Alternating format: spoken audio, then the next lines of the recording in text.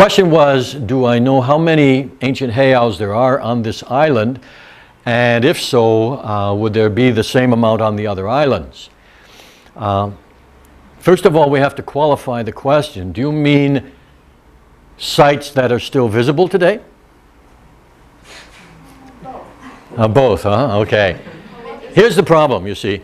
Can we ask that you explain what heiau is? Oh, heiau, okay. That's a good. I apologize for that. We take some of these words for granted now so often. Heiau is a word in Hawaiian that is usually translated as temple. Okay? And it's usually thought of as a sacred site, but that's not truly correct. Special site, yes. But from a Hawaiian point of view, every square inch of the islands and the air above and the sea around are sacred.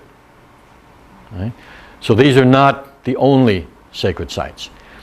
But they are considered special because they were places that were placed according to the best energy arrangements for particular purposes. Now, the reason I said translated as temple, yes, it was a place where prayers were done, but then the old Hawaiians prayed all the time for everything.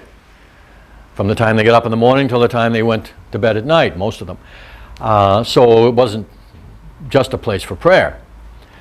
It was a place for teaching. It was a place for learning. Some of the heiau were places like where people would learn navigation, or they would learn healing of various kinds, or they would learn masonry, or all different kinds of stuff. The heiau were places for teaching and learning as well, and they were places for celebration and special rituals. Okay. We have to back this up with a little history. There was a major religion. Now, Hawaii did not have just one religion. People will say, what was the Hawaiian religion like? Well, which one? There were a lot of them. But there was one major one. And this major one was something like the relationship between the church and the aristocracy in old Europe. Very similar in a lot of ways. This was a feudal society when Cook stumbled onto it in 1778. Okay? And had a lot of the same structure as the feudal society in Europe. And this major religion had become very, very oppressive and very restrictive, so much that even the nobility were feeling too constrained, especially after the contact with the West. So in the year 1819, two very important things happened. One, the Kamehameha the Great, who was the man who had finally united all of the islands under one rule, he died. And later that year, his son, instigated by his mother, made a declaration that the old kapus of this religion were done away with. The equivalent of tearing down the church, saying no more. And so there was a little battle that was fought, not so much little, but there was a battle that was fought about that. And the reformers, let's call them, won. And so the priests were kicked out of all the temples. Not just the one religion, but virtually all of them, all except the Pele clan. They were able to hold on to theirs. But the one that dealt with the goddess of the volcano on the Big Island. And in fact, they have never stopped. But the others were kicked out. The temples were overrun. The images were torn down, used for firewood, given away. The stones were used for building other structures. And then later on when the land changes came, these temples were not thought of as important by anybody, not even the Hawaiians at that time. And so people were free to take away stones and build corrals. Some of the temples, the Queen of Kauai used one of the major temples as a corral for her livestock. That's Poliahu, by the way. So they went into disrepair and many of them disappeared. So for a lot of them, we have no record at all. we can look at the kind of sites that temples were built on and be pretty certain that there were temples there at one time. But there are no physical traces anymore. Okay. So, bringing us back into the present then, this is a period of Renaissance, and these heiau have become more important culturally now for the Hawaiians.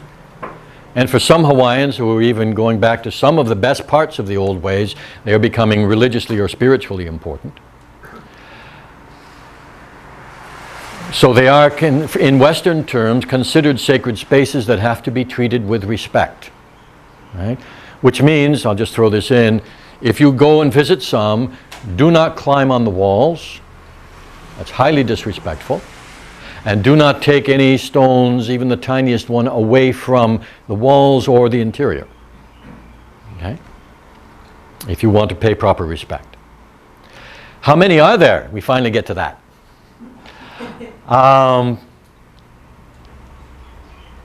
The best source, there is a book put out by the Bishop Museum, which is on Oahu. And it is a book from the 1800s where a man made a survey. And this book contains the drawings and information about all the sites that were still available at that time, most of which some traces can be found still today. Not all of them, but most of them. So that would be your best resource to get a close number. But, and then of course the problem is that there are some heiaus not in that book because he didn't know or wasn't told where all of them were. He mainly did the ones on the exterior. He did not visit any of the ones in the interior. And I've been to heiaus that are not in that book or on any maps. So, you know, they're on private land, and trespassing is not encouraged. Okay? But I know personally of ones that are visitable, and even one on private land that people visit anyway, and they don't say too much about it. But here on the North Shore,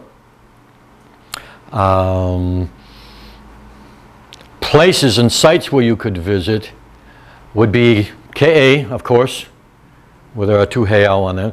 There are heiau sites in the Kalalau Valley, at least 3 that are pretty easy to reach. There are heiau sites all along the islands. You probably could find easily enough 25 sites today. That doesn't mean that's all there is, but you could probably, if you really wanted to look, find at least that many on the whole island. Right? But this was the 4th largest of the big islands, of the larger islands, okay? So on Oahu, there's going to be a lot more. On Molokai, which is a smaller place, you'll find many, many more sites because they specialize in all kinds of different trainings, and on almost every ridge of Molokai, they had a temple, okay? So dozens probably over there at least, okay? And then many, many on the Big Island. You have heiaus on Maui all over the place, including in Haleakala and in some of the craters in Haleakala that not many people know about. Okay? Try and give you an accurate number. No, I really couldn't do that. There's a lot of them. There's a lot of sites left. I mentioned a couple here as long as you're on Kauai. I mentioned Ke'e.